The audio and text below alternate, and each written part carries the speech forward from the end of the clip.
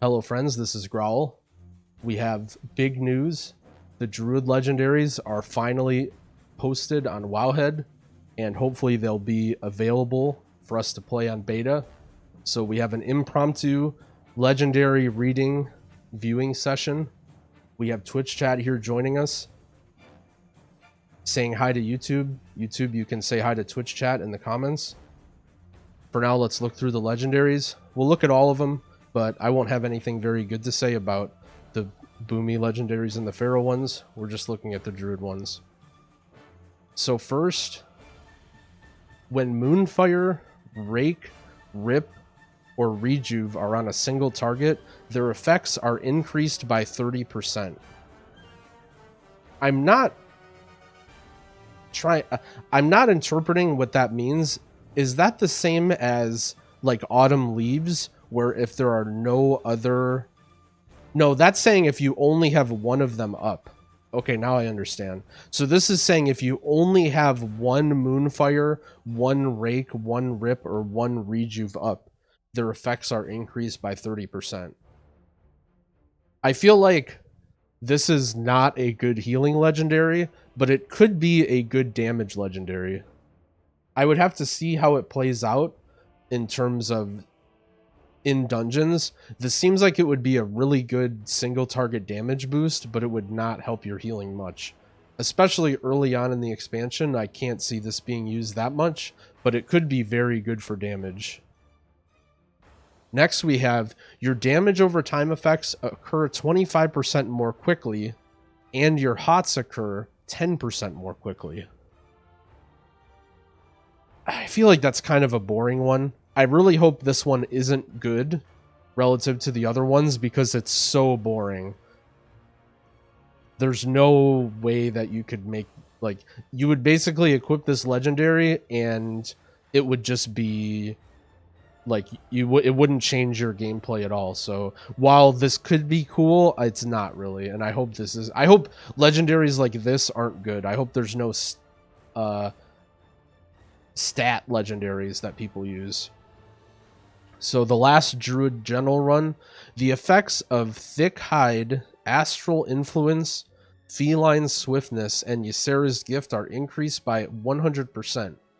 When you shift into your affinity's form, you gain Heart of the Wild for 15 seconds once every 1 minute.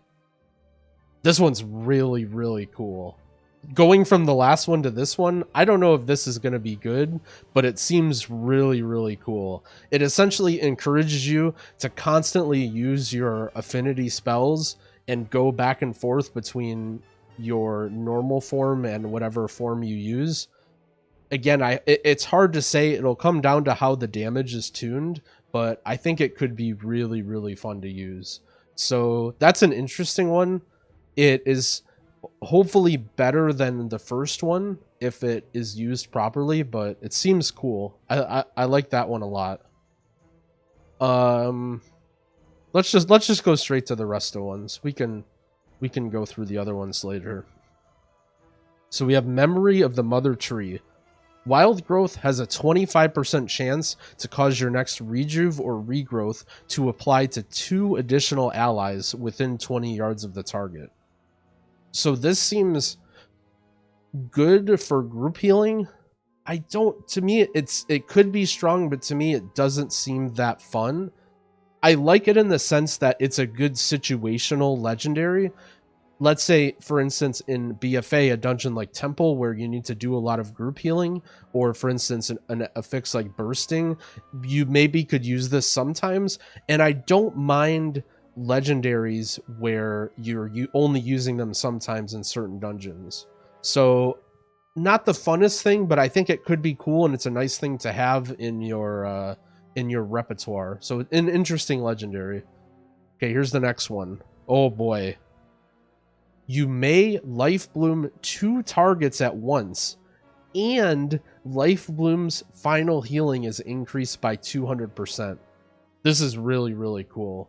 Especially considering the talent Photosynthesis, you could have Life Bloom on your tank and Life Bloom on yourself all the time. That seems like it could be really, really fun if you have a dungeon or a boss where you need to do tons and tons of single target healing and AoE healing, this seems like it could be really, really fun.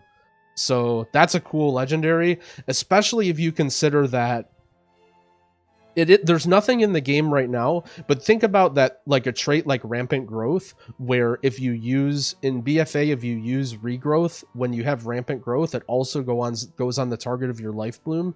If there are more things like that in Shadowlands that synergize with your life bloom, it would be really, really cool. So if they have this legendary and they have other things that boost your life bloom, that could be really fun. So this is a cool trait.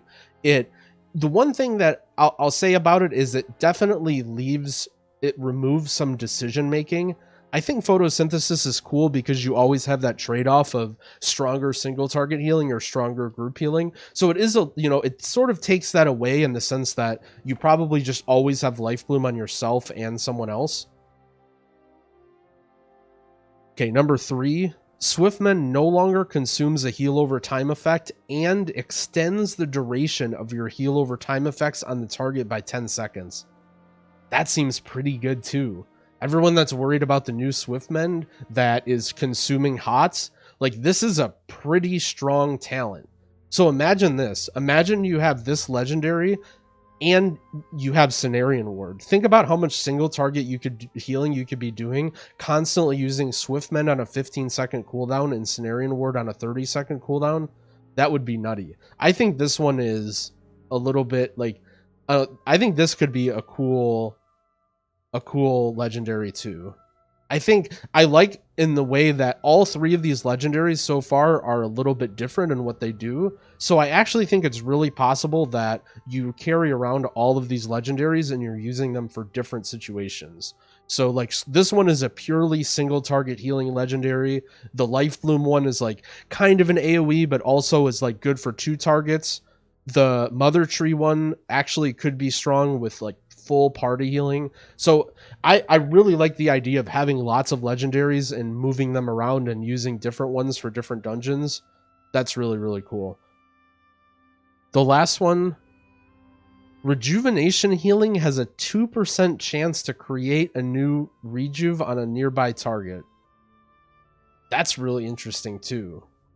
I would have to math that out, but so that means the more haste that you have, the stronger it is, right? Like, let's say you're playing a build that stacks tons and tons of haste. That means your rejuve is ticking more often, and that it has a bigger chance to spread, right? Maybe I'm not thinking about that fully, or maybe the impact won't be that big, but it's pretty cool in terms of how it just depends on how much it spreads. So if it's something that can make it so you don't have to cast much rejuve, and like, because keep in mind, you have a 2% chance to create a rejuve on a nearby target, right?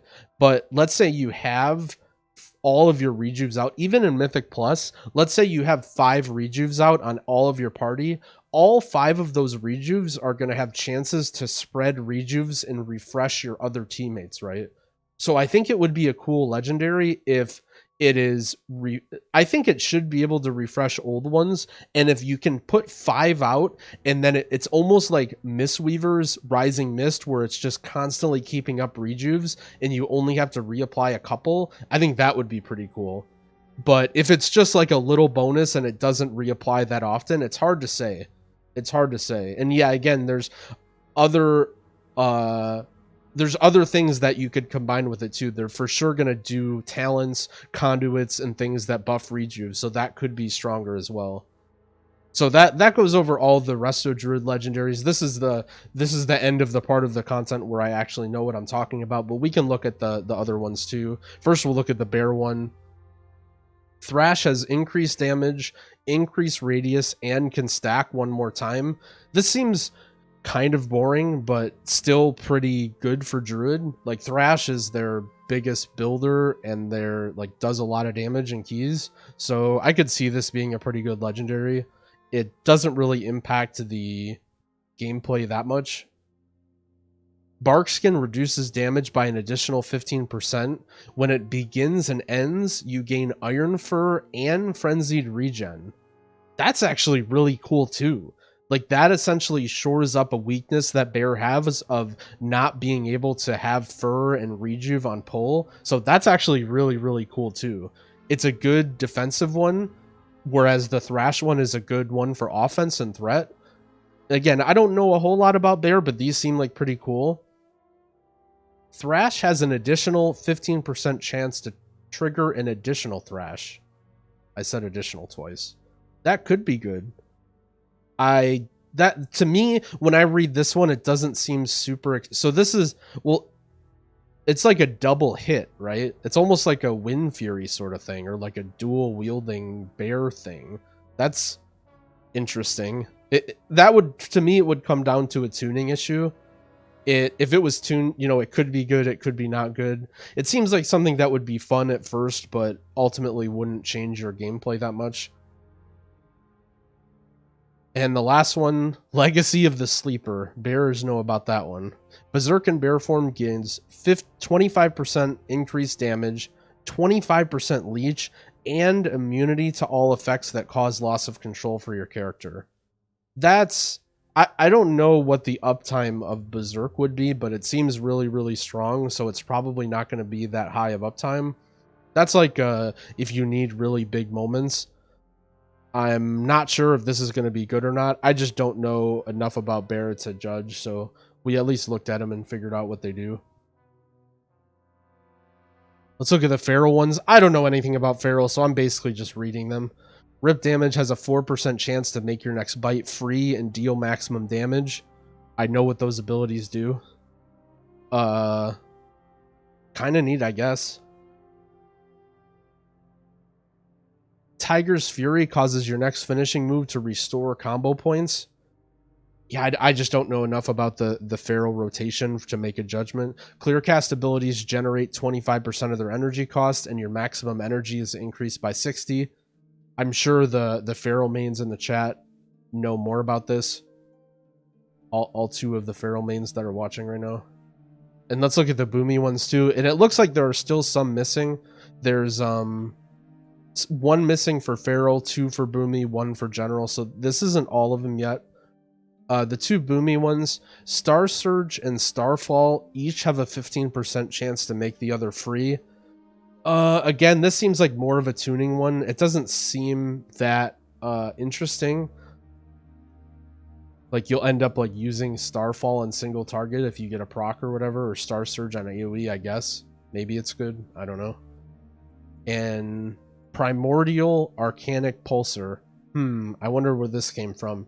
Every 400 astral power spent grants celestial alignment for 9 seconds. Similar to Arcanic Pulsar in BFA. Cool to see it continue. I think that was a pretty common trait that people liked. That was good. It was fun that you could just play with it and not worry about it that much. And you could also just, you know, you could play around it or you couldn't, and it would boost depending on how well you played around it. But that's it. That's all the Druid Legendaries. Unfortunately, right now, the beta is not active, and it's a big push week right now in live. So after this push week concludes, hopefully we'll bring you guys more videos on how these Legendaries actually play out in keys. I really look forward to that. Thanks for watching. Everyone in Twitch chat, you can say bye to YouTube.